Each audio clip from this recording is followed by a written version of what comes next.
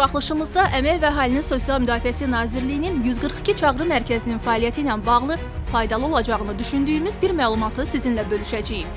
Vətəndaşların əksəriyyəti elə bilir ki, çağrı mərkəzinin xidmətlərindən həftənin yalnız 1-5-ci günləri saat 9-dan 18-ədək yararlanmaq olar.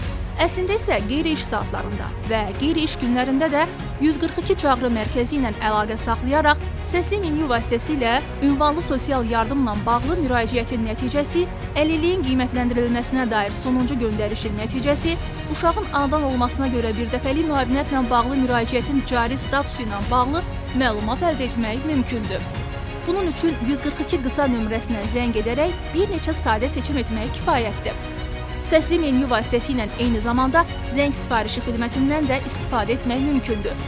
Bunun üçün 142 nömrəsi ilə əlaqə saxlayaraq müvafiq düyməni seçib doğum tarixi və şəxsiyyət vəsiqəsinin seriya nömrəsini daxil etmək yetərlidir.